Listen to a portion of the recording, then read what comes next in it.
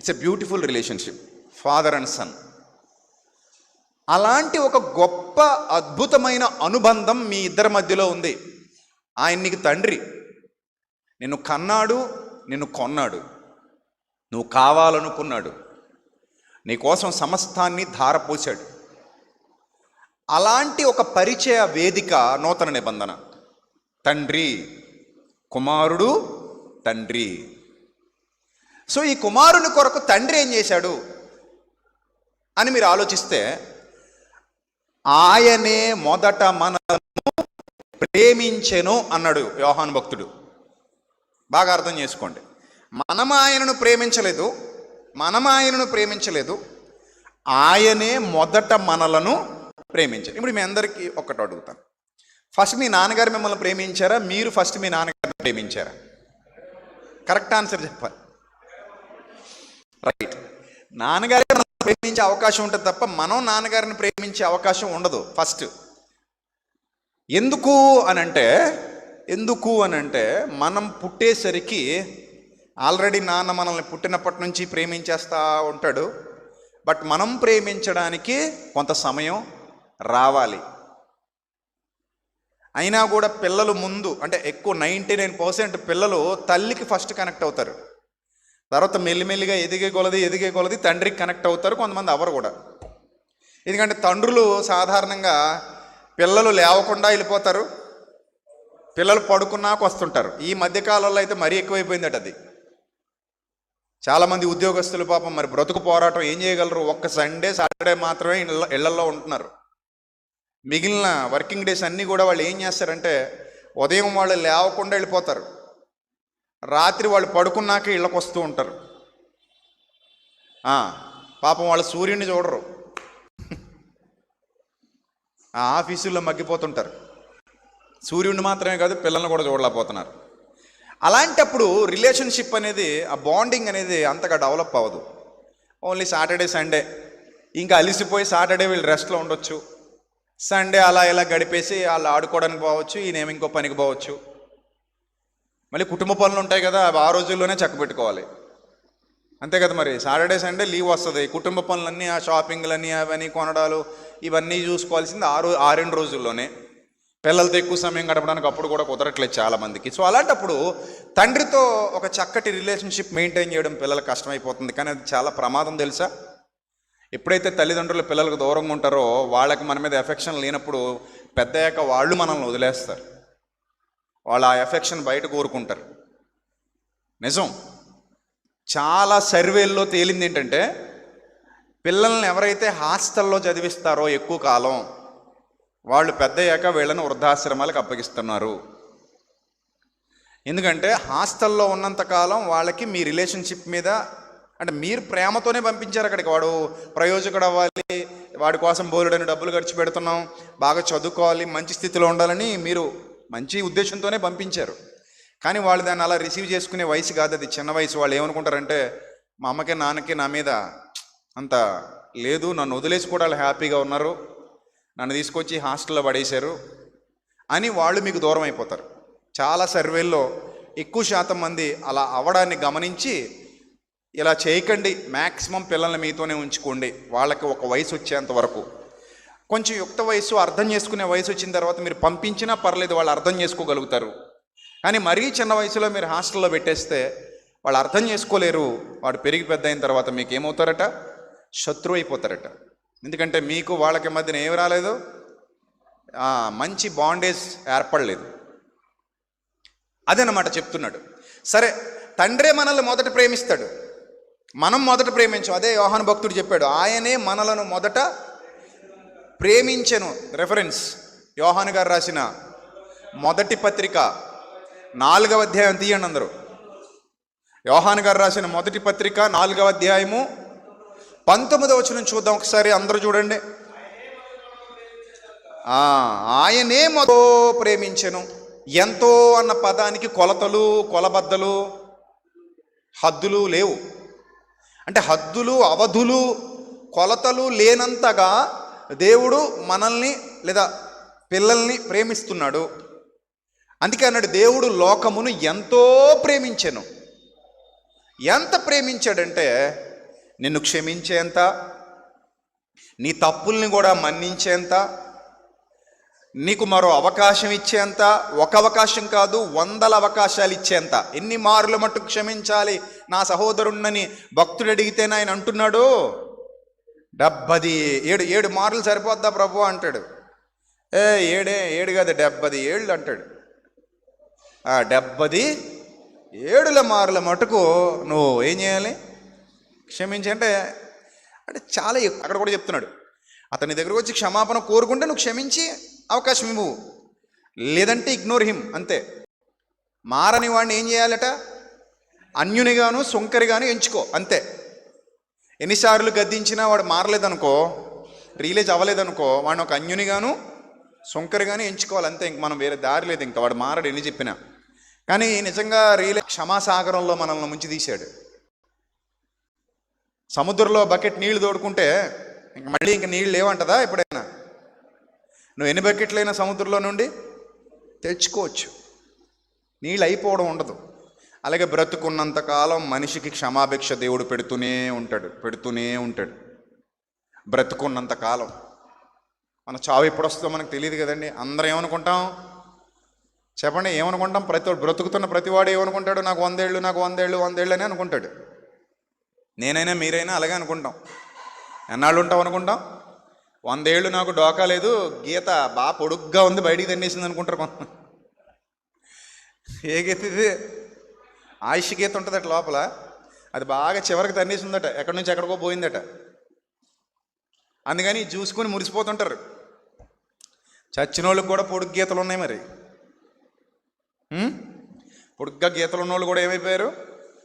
చచ్చిపోయారు.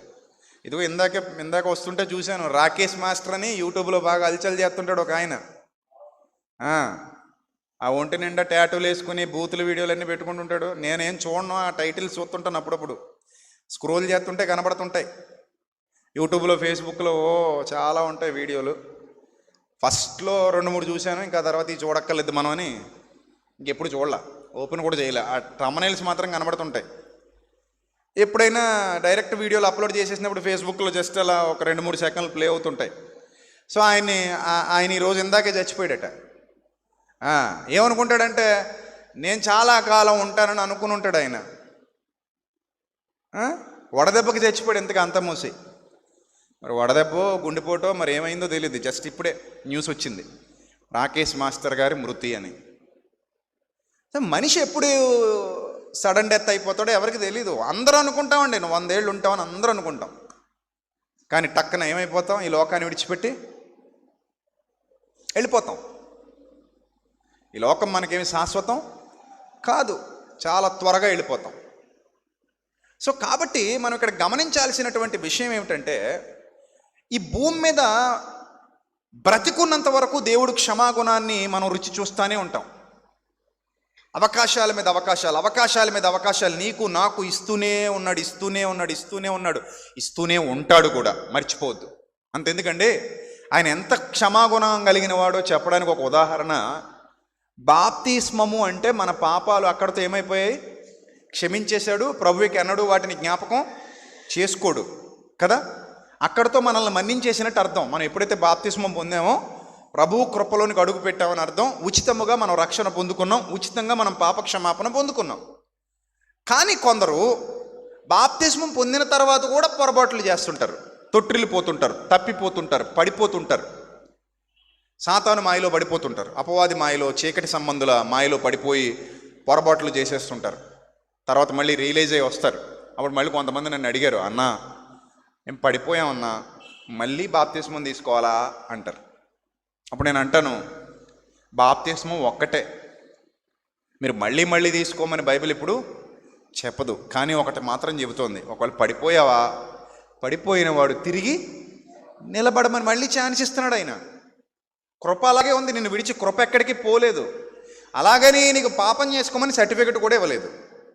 ఒకవేళ నువ్వు ఎప్పుడైనా పడిపోతే తిరిగి నిలబడు, క్షమాపణ కోరుకో, తప్పుదిద్దుకో.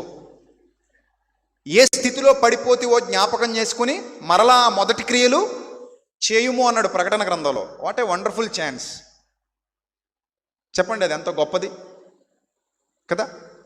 అలాంటి అద్భుతమైన అవకాశాన్ని దేవుడు మనం బ్రతుకున్నంత వరకు ఇస్తూనే ఉన్నాడు. నువ్వు పడిపోయినా మరలా తిరిగి లేవమని పిలిచేటువంటి అద్భుతమైన ప్రేమది. నిన్ను క్షమించే ప్రేమ, నిన్ను కరుణించే ప్రేమ, నిన్ను కాపాడే ప్రేమ, నిన్ను దీవించే ప్రేమ, ఆశీర్వదించే. అలాంటి కరుణా సంపన్నుడు మన తండ్రి. ఆయనే మొదట మనలను ప్రేమించెను. ఎస్, తండ్రే కుమారుడిని మొదట ప్రేమిస్తాడు. తండ్రి అన్ని సమకూర్చి పెడతాడు, అంతే కదండి. తండ్రి బాధ్యత మనల్ని ప్రేమించడం. అది అనుబంధం, అది ఆప్యాయత. అది పిల్లల్ని తండ్రి ఎంతగా ప్రేమిస్తాడంటే తన ప్రాణాన్ని కూడా పిల్లల కోసం ధారపోసేంతగా ప్రేమిస్తాడు. ఎవరి కోసమైనా మనం ప్రాణత్యాగం చేస్తామో చేయమో తెలియదు, కానీ పిల్లల కోసం అంటే మ్యాక్సిమం 90% తల్లిదండ్రులు ఏం చేస్తారండి? 90%, ఆ 10% పక్కన పెడదాం. మ్యాక్సిమం 90% తల్లిదండ్రులు పిల్లల కోసం చావడితంగా, పిల్లల కోసం చచ్చిపోవడానికి కూడా వెనకాడరు. బ్రతికే అవకాశం ఒక్కరికే ఉంది, నువ్వు బతుకుతావా, నీ బిడ్డను బతికించుకుంటావా అని అంటే తండ్రి కానీ తల్లి కానీ వెంటనే చెప్పే సమాధానం, నేను చచ్చిపోయినా పర్లేదు, నా బిడ్డ బతకాలి. నేను చనిపోయినా పర్లేదు, నా బిడ్డ బతకాలి. ఆ బ్రతికే అవకాశం ఏదైనా ఉంటే నా బిడ్డకి ఇచ్చేయండి, ఆ చనిపోయే అవకాశాన్ని నాకు ఇచ్చేయండి. దావీదు ప్రేమ చూడండి. దావీదు తన కొడుకు అబ్షాలోము దావీదుని చంపడానికి ప్రయత్నం చేస్తున్నాడు. ఎక్కడ దొరికితే అక్కడ చంపేయాలని ఉత్తర్వులు జారీ చేశాడు. ఎన్నో కపటోపాయాలు పన్నాడు. అడవుల్లో తరమడం మొదలుపెట్టాడు తండ్రిని. తండ్రి రాజ్యాన్ని వదిలేసి మరీ అడవు బాట పట్టాడు. అడవుల్లో తిరుగుతున్నాడు పిచ్చోళ్లాగా. దిక్కులేదు, దారి లేదు. అంత గొప్ప బతుకు బతికినటువంటి దావీదుకి కొడుకే శత్రువు అయ్యాడు. చాలా దారుణంగా ఏడిపించాడు, చాలా హింసలు పెట్టేశాడు, మానసికంగా కృంగిపోయేలా చేశాడు, శారీరకంగా కృంగిపోయేలా చేశాడు, ఎక్కడ మనశ్శాంతి లేకుండా చేశాడు తండ్రికి. అలా రకరకాల బాధలు దావీదుని పెట్టేసిన తర్వాత ఒకానొక దినాన దావీదు మనుషులు అతన్ని ఏం చేస్తారు? అబ్షాలోముని చంపేస్తారు. హెడ్ కట్ చేసేస్తారు. సో చచ్చిపోతాడు. విషయం దావీదు దాకా వస్తుంది. సాధారణంగా తండ్రి అన్నవాడు ఏమంటాడు చెప్పండి? నన్నింతగా బాధించినోడు నా ఉసురు తగిలిపోయాడు అంటాడు మామూలుడైతే. ఈ 10%లో ఉన్నాడైతే, ఇందాక మనం 90% అన్నాం కదా, అందులో 10% పక్కన పెట్టుకున్నాం కదా. ఆ 10%లో ఉన్నాడు ఏమంటాడంటే, నా ఉసురు తగిలిపోయాడు. తండ్రిని బాధించి ఏం బాగుపడతాడండి? ఏం బాగుపడతాడండి? తండ్రిని ఇంత అరణ్యాల బాట పట్టించినోడు ఏం సంతోషంగా ఉంటాడండి? అందుకే పోయాడు. నా శాపమే తగిలింది అడిగి. కన్న పేగు మలమల మాడిపోయింది, శపించాను నేను, అందుకే పోయాడు అనేవాడేమో ఆ 10%లో ఉండే తండ్రి అయితే. కానీ నా అలాంటి తండ్రి కాదు. ఎంత ఏడ్చాడంటే, ఒక మాట ఉంటుంది, అయ్యో అబ్షాలోమా, నీ బదులుగా నేను చచ్చిపోయి ఉంటే ఎంత బాగుండు.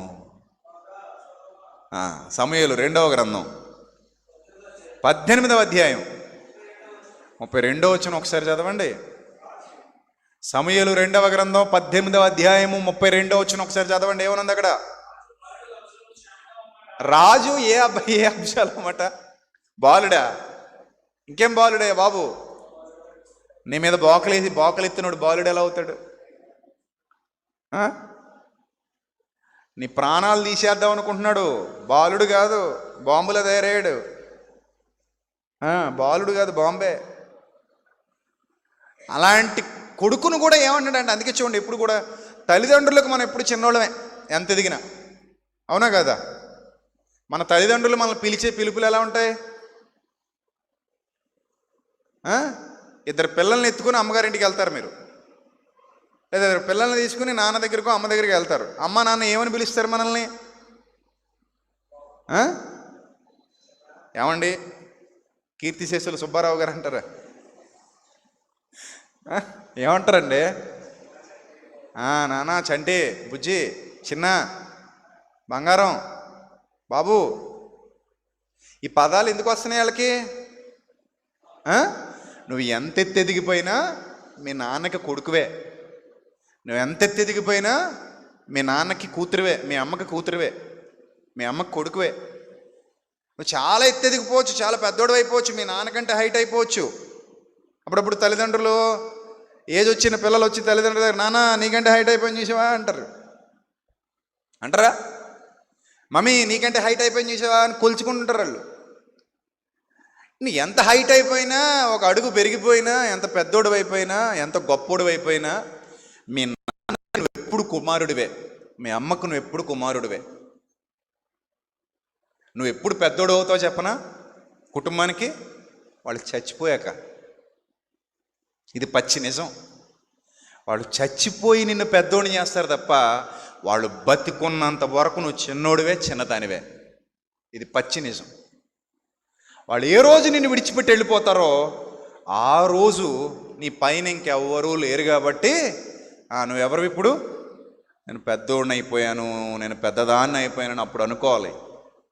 అమ్మ నాన్న బతికున్నంత వరకు మనం చిన్నోళ్ళమేనండి. ఆ పిలుపుని బట్టి మనం చిన్నోళ్ళమే. ఆ పిలుపు అలా ఉంటుంది. బాబు, చిన్న, నాన్న అని ఆప్యాయంగా పిలుస్తారు. సో అదే పిలుపుతో ఇప్పుడు దావీదు అంటున్నాడు, అబ్షాలోము క్షేమంగా ఉన్నాడా? బాలుడు అబ్షాలోము క్షేమంగా ఉన్నాడా అని అడిగాను.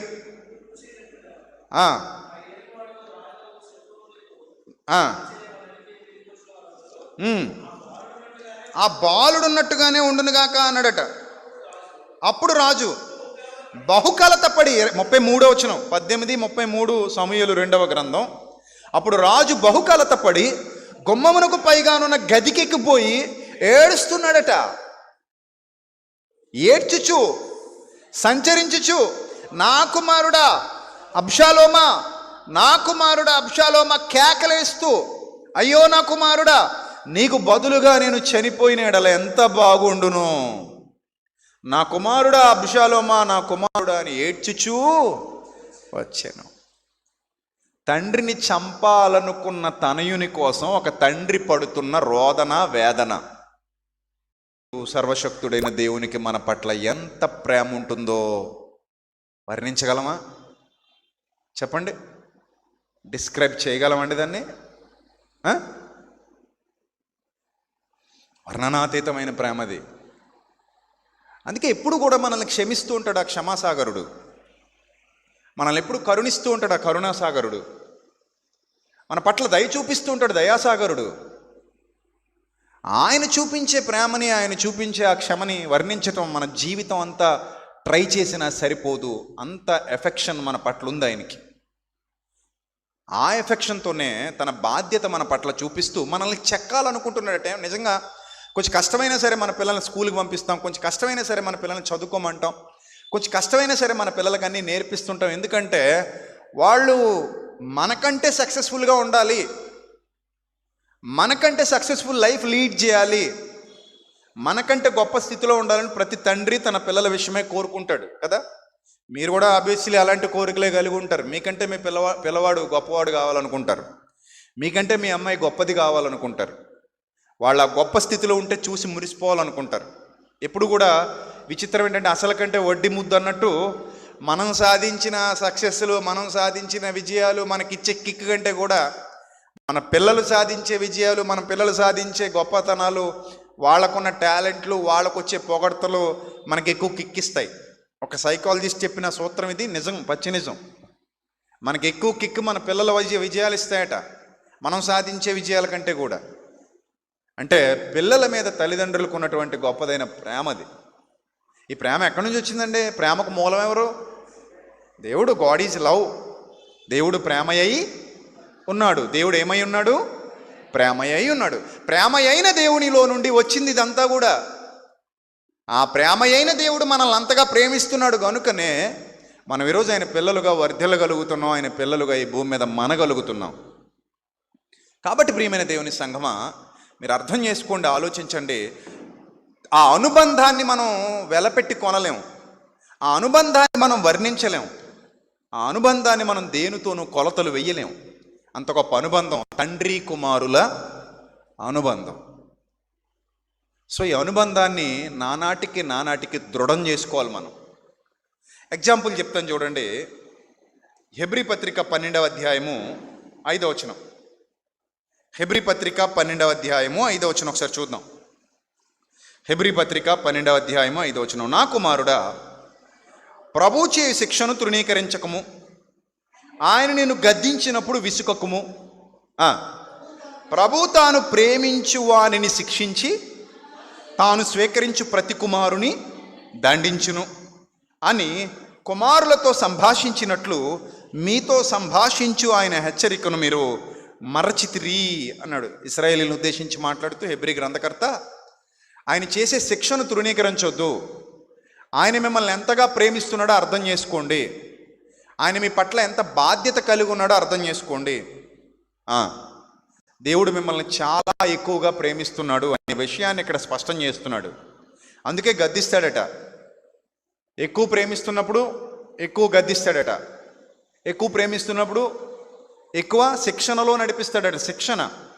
ఆ శిక్షణను తృణీకరించొద్దు అంటున్నాడు ఇక్కడ. రైట్. ఆ తర్వాత చూద్దాం కిందకి 7వ వచనం. శిక్షాఫలము పొందుటకై మీరు సహిస్తున్నారు. దేవుడు కుమారులనుగా మిమ్మల్ని చూస్తున్నాడు. బంధం చూడండి ఎంతగా బలపడిందో. ఇప్పుడు దేవునికి మనకి ఉన్న బంధం కుమారులు తండ్రి కుమారుల బంధం. భగవంతుడు భక్తుడు కాదు. ఇప్పుడు అర్థమైందా? దేవుడు భక్తుడు కాదు, తండ్రి కుమారుడు. నూతన నిబంధన నిన్ను అంత దగ్గర చేసేసింది. పాత నిబంధనలో భక్తుడు దేవుడు నీ దాసుడు ఆలకించుచున్నాడు అనేవారు. నీ దాసుడు చెవియొగ్గి ఉన్నాడు, సెలవియండి అనేవారు. కానీ దాన్ని మొత్తాన్ని రూపుమాపి నూతన నిబంధనలో తండ్రి కుమారుడు పరలోకమందున్న మా తండ్రి అని పిలిచేటువంటి స్థాయిలో నిలబెట్టాడు. రైట్. ఇప్పుడు చూద్దాం. తండ్రి శిక్షింపని కుమారుడెవడు? రైట్. తండ్రి శిక్షింపని కుమారుడెవడు? కుమారులైన వారందరూ శిక్షలో పాలు పొందుతున్నారు. శిక్ష అంటే పనిష్మెంట్ కాదు సుమా, ట్రైనింగ్. ఈ సందర్భంలో శిక్ష అనగానే నాట్ పనిష్మెంట్. దీన్ని ఏమని అర్థం చేసుకోవాలి? శిక్షణ. అర్థమవుతుందా? ఇది పరలోకపు తండ్రి యొక్క శిక్షణ. ఏదో పాటలో రాశాను ఈ లైను. ఆకాశమందు అనుకుంటా, ఆకాశమందు ఆసీనుడైన పాటలో రాశాను. పరలోకపు తండ్రి యొక్క శిక్షణ. శిక్ష వేరు, శిక్షణ వేరు. దీన్ని ఏమంటారు? Training, not punishment. రైట్. చదవండి. తండ్రి శిక్షింపని కుమారుడు ఎవడు అంటే తండ్రి పనిష్మెంట్ ఇవ్వని కుమారుడు ఎవడని అర్థం చేసుకోకూడదు. ఇక్కడ అర్థం ఏంటంటే తండ్రి ట్రైనింగ్ ఇవ్వని కుమారుడు ఎవడు, అంతే కదా. మన తండ్రులు మనకు ట్రైనింగ్ ఇస్తారు కదా అన్ని విషయాల్లో. భూ సంబంధమైన తల్లిదండ్రులే మనకు ట్రైనింగ్ ఇస్తారు. ఇన్ ద సేమ్ వే పరలోకపు తండ్రి కూడా మనకు ట్రైనింగ్ ఇవ్వాలనుకుంటున్నాడు. రైట్. కుమారులైన వారందరూ శిక్షలో పాలు పొందుచున్నారు. ఒకవేళ మీరు పొందని ఎడల దుర్బీజులే గాని కుమారులు కాదు.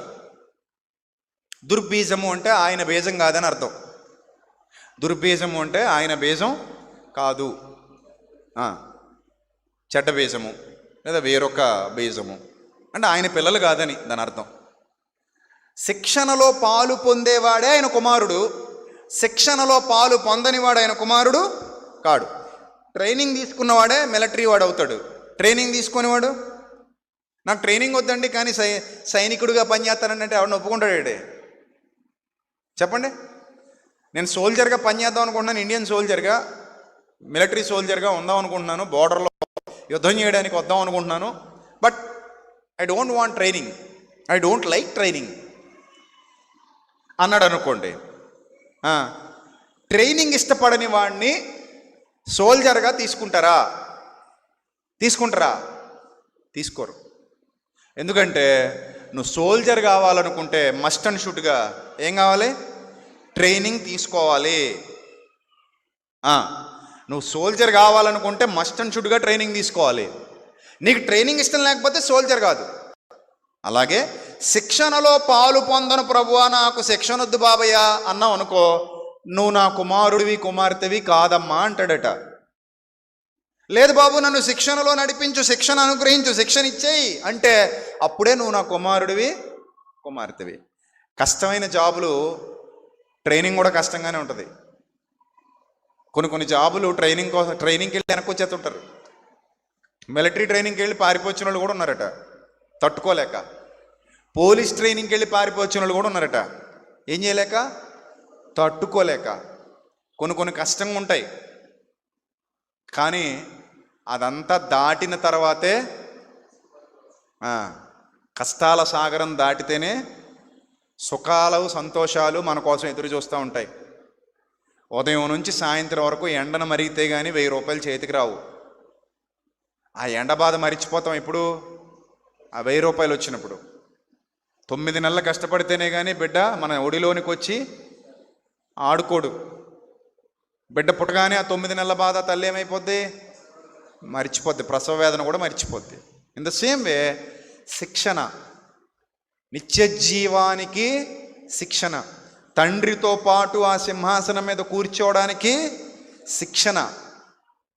ఊరికే రాదు నిత్య జీవితం.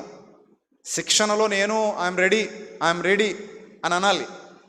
ప్రభువా నేను శిక్షణలో ఉండడానికి సిద్ధంగా ఉన్నాను. నా మట్టుకైతే బ్రతుకుట క్రీస్తు, చావైతే లాభం. చావు వరకు నీ కోసం బ్రతకటం నా ధర్మం. నా విశ్వాసాన్ని కాపాడుకుంటాను. మంచి పోరాడి తిని నా పరుగు కడముట్టించి తిని. ఎంత బాగుందన్నమాట. ఏం చేశాను, సగ్గా తినబడుకున్నాను అన్నాడా, ఏమన్నాడు, మంచి పోరాటం. ఎంతమంది ఉన్నారు పోరాడుతున్న వాళ్ళు. నిజం. కొంతమందిని చూసినప్పుడు నాకు అనిపిస్తుంది, యోబు గారు ఎలాగైతే విశ్వాసంలో స్థిరంగా ఉన్నారో ఎన్ని శోధనలు వచ్చినా, ఇక్కడ కూడా అలాంటి పిల్లలు ఉన్నారు. నేను పేర్లు చెప్పను కానీ ఇక్కడ కూడా అలాంటి పిల్లలు ఉన్నారు. వాళ్ళ జీవితాల్లో ఎదురైన శోధనలు ఇలాంటి శోధనలు కాదు. వాళ్ళ జీవితాల్లో వాళ్ళు పొందిన బాధలు అలాంటి బాధలు కాదు. వాళ్ళు ఎన్నో కోల్పోయారు, వాళ్ళు ఎంతో నష్టపోయారు, వాళ్ళు ఎన్నో ఎదురు దెబ్బలు తిన్నారు. బాధల గుండా, సుడిగుండాల గుండా, కష్టాల గుండా, శోధనల గుండా, కన్నీటి సంద్రాల గుండా వాళ్ళ జీవితాలు ముందుకు కొనసాగుతున్నాయి. అయినా వాళ్ళు ఒక్క మాట కూడా ప్రభువుని నిందించలేదు. ప్రభువా నీ చిత్తం, నీకు ఎలా కావాలంటే అలా నడిపించుకో, అయినా నీ పని చేస్తాం, అయినా నీ కోసం బ్రతుకుతాం, అయినా నీ ఇష్టాన్ని నెరవేరుస్తాం. మేమేమీ తెచ్చుకోలేదు, ఏమి తీసుకొని పోలేము. యెహోవా ఇచ్చెను, యెహోవాయే తీసుకొని పోయెను. మాదంటూ ఇక్కడ ఏదీ లేదు మాదంటూ. ఇక్కడ నూలుపోగు లేకుండా పుట్టాం, నూలుపోగు లేకుండా మన్నైనది వెనుకటి వలె మన్నైపోతుంది. ఆత్మగా మరలా నీ సన్నిధికి చేరిపోతాం. ఏం తెచ్చామని నీ మీద కోపగించుకోవాలి, ఏం తెచ్చామని నీ కోసం వ్యతిరేకంగా మాట్లాడాలి, ఏం తెచ్చామని నిన్ను నిందించాలి, ఏం తెచ్చామని నిన్ను అపహసించాలి, ఏం తెచ్చామని నీ గురించి చెడ్డగా మాట్లాడాలి, ఏం తెచ్చావని నువ్వేం తీసేసుకున్నావని నేను నా విశ్వాసాన్ని కోల్పోవాలి. అంతా నీదే, తిరిగి తీసుకునే అధికారం కూడా నీదే. ఆ విశ్వాసపు స్థాయి శిక్షణ, దేవుడు యోబుకి ఇచ్చినటువంటి శిక్షణలో, ఆ ట్రైనింగ్లో యోబు డిస్టింక్షన్లో పాస్ అయ్యాడు. నిజంగా అయితే యోబు గారికి ఎన్ని గోల్డ్ మెడల్ ఇచ్చినా తక్కువే, సరిపోవు. ఆ పోటీ పరీక్షలో నెంబర్ 1గా నిలబడ్డాడు యోబు. నెంబర్ 1. ప్రభువును గెలిపించాడు, తండ్రిని గెలిపించాడు, శిక్షణలో గెలిచాడు. దెబ్బ మీద దెబ్బ పడుతున్నా ఓర్చుకుంటూ పరుగు కొనసాగించాడు తప్ప దెబ్బలు తింటున్నానని దేవుణ్ణి నిందించలేదు, దెబ్బలు తింటున్నానని ఎక్కడా కూడా దేవుణ్ణి అవమానించలేదు.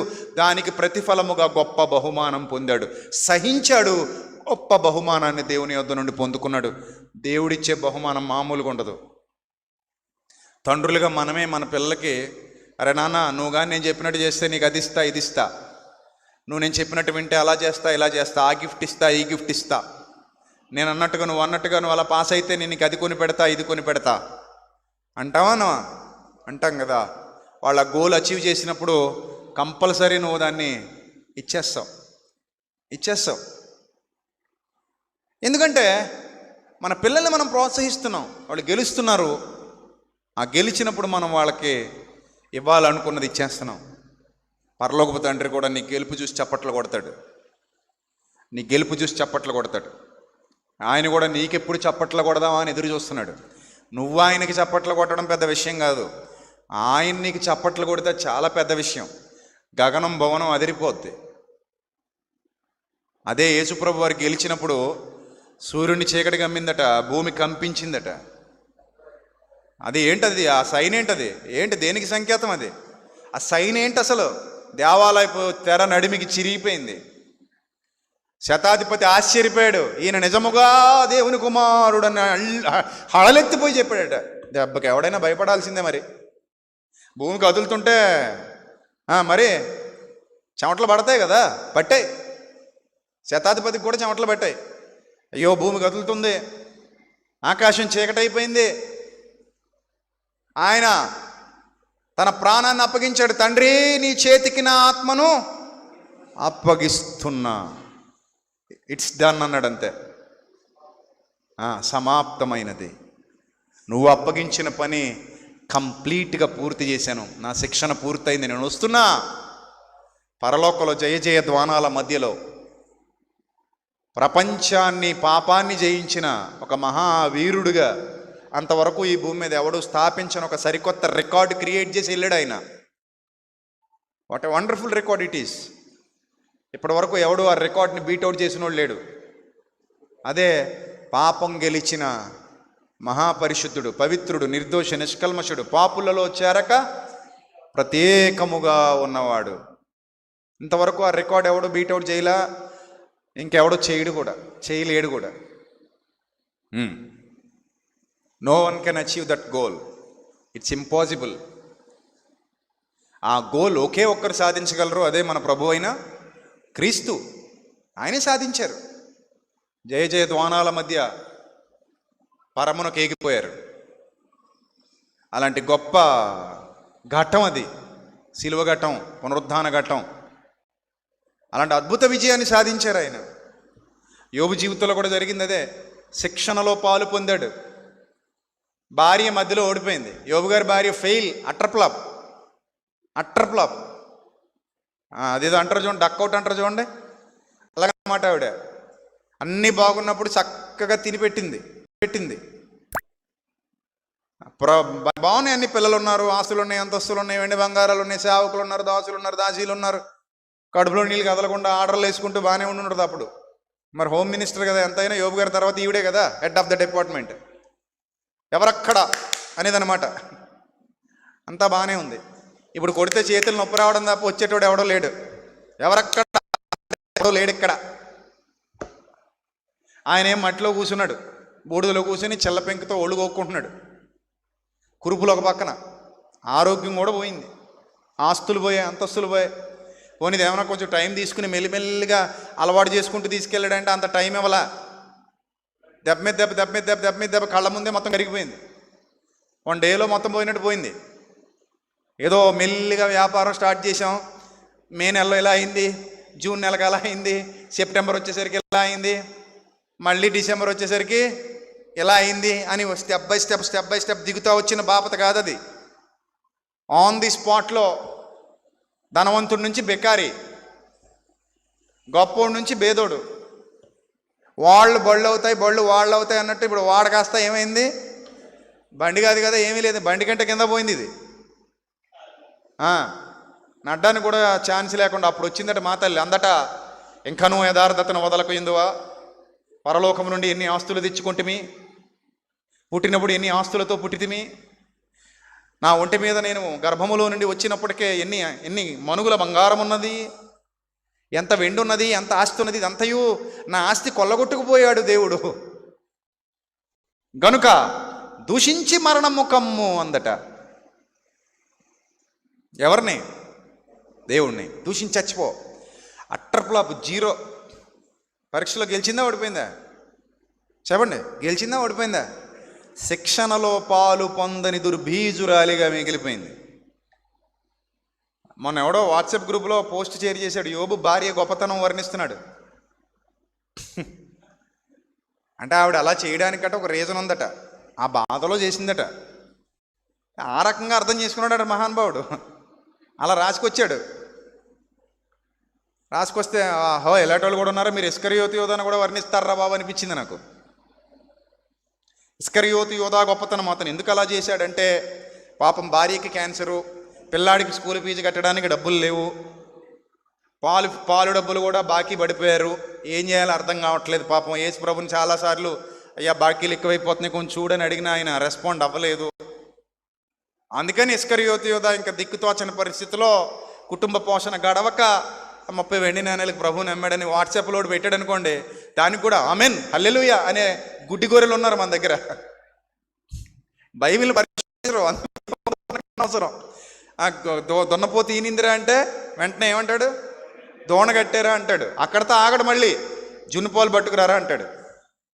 మళ్ళీ నాగలేటోడు ఎవడో కూడా వచ్చి జున్నుపాలు ఇందిరా దౌర్భాగ్యుడా, దున్నపోతు అసలు ఏందో, దానికి దూడ పుట్టదు, అది పాలు ఇవ్వదు, దానికి మళ్ళీ నువ్వు జున్నుపాలు తెచ్చుకుని జున్ను వండుకుని తింటావా నువ్వు అని అడిగే పరిస్థితి తెచ్చుకుంటారు.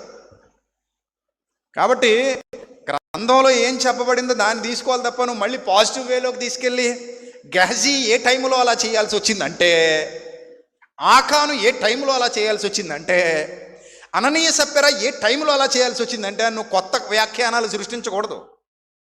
అర్థమైందా?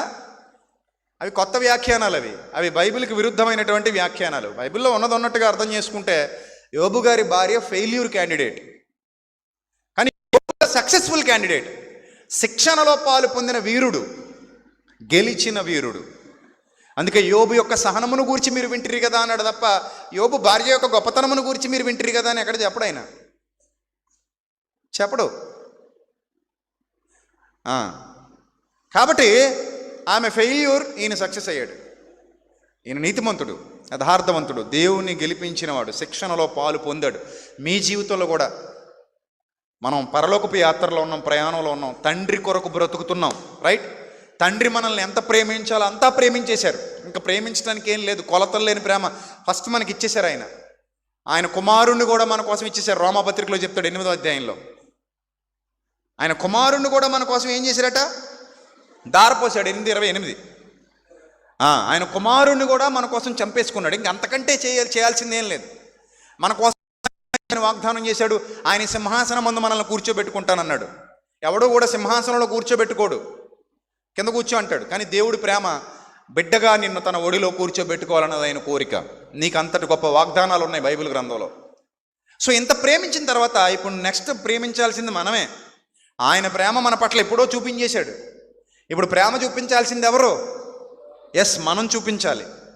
ఆయన మొదట మనలను ప్రేమించాను గనుక మనం ఆయనను ప్రేమించ బద్దులమై ఉన్నాం. ఇప్పుడు